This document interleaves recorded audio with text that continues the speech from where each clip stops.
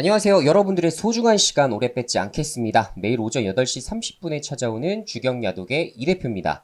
자, 오늘도 투자 엑기스만 빠르게 전달 드릴 테니 지금부터 집중해 주시고 좋아요, 구독, 알림 설정 안 하신 분들은 지금 바로 부탁드리도록 하겠습니다.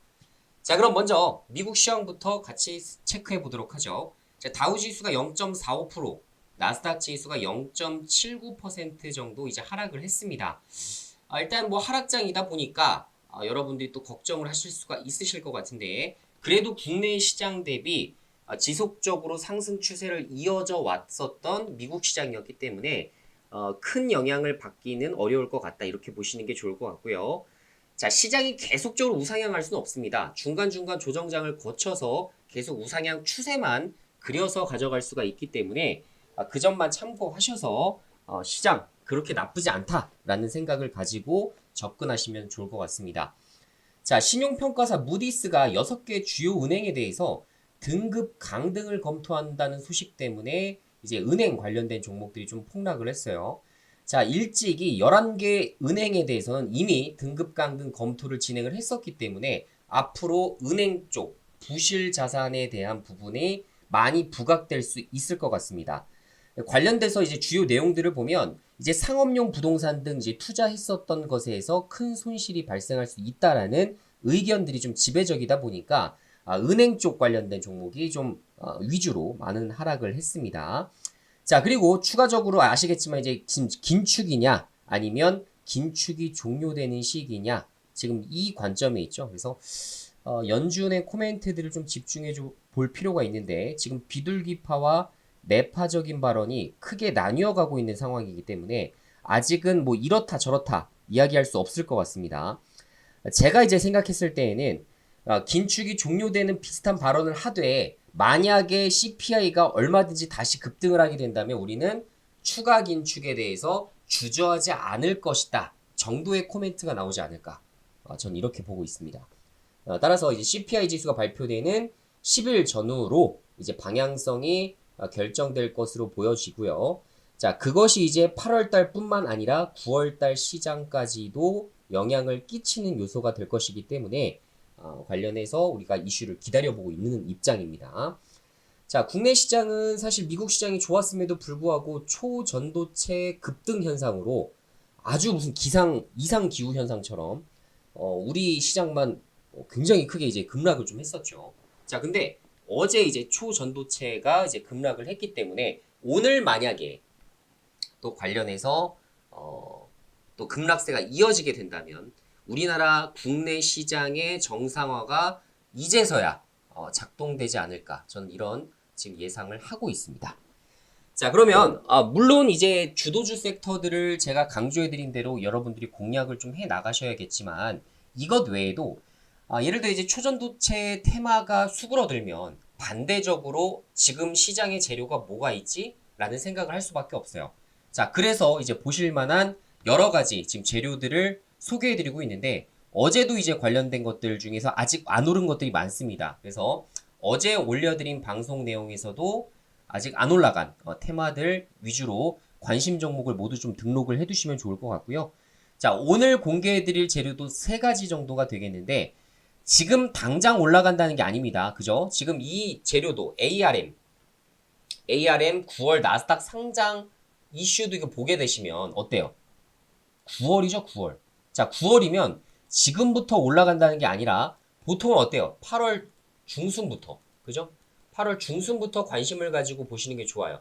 자, 이런 선뉴스 일정들을 여러분들이 관심 종목으로 등록해 놓고 쫙 나열해 놓고서 보게 되시면 당연히 좀 더 수월하게 매매를 하실 수가 있겠죠.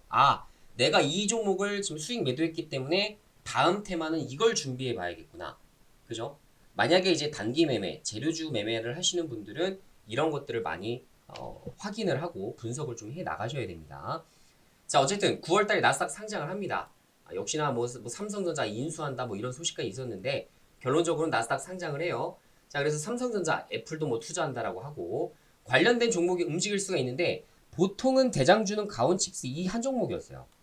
자, 그리고 이제 나머지로 뭐 코아샤, 3S, 뭐 텔레칩스 이런 것들이 뭐 2등주, 3등주 했었던 거고 가온칩스가 항상 대장주였습니다. 그래서 대장주가 지금 차트가 우상향이 굉장히 크지가 않아요. 자, 한번 볼까요? 요거 같이 한번 체크해 볼까요?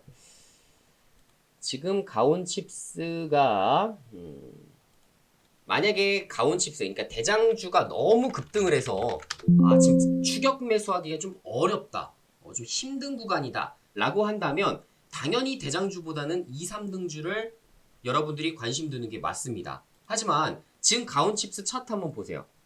자, 이게 고점인가요, 여러분들? 그렇지 않죠?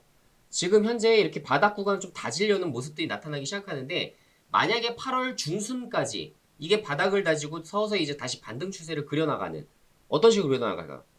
이렇게 급락 나왔는데 서서히 이렇게 하다가 이렇게 살짝 올라가겠죠. 그죠? 요런 패턴을 좀 그려나가겠죠.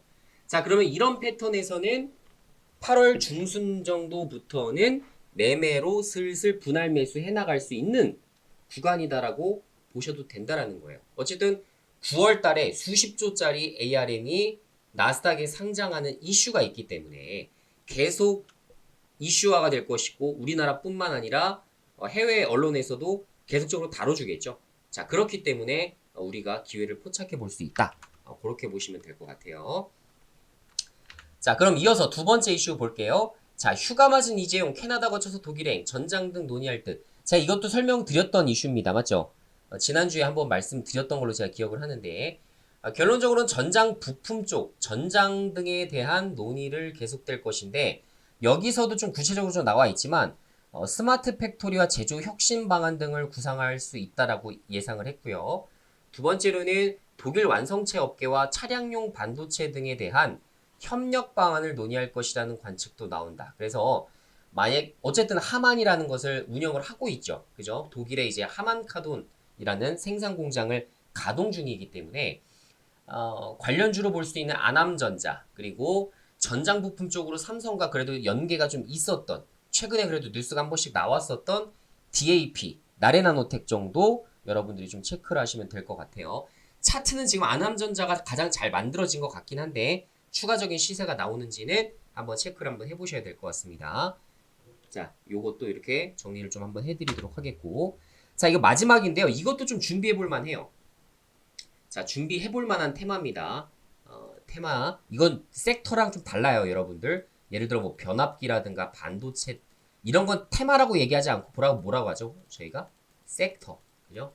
근데 단발성으로 좀 먹을만 하거나 좀 실체는 예를 들어 이렇게 연관성은 있지만 사실 기대감으로 많이 오르는 것들을 뭐라고 해요? 우리가 테마라고 합니다.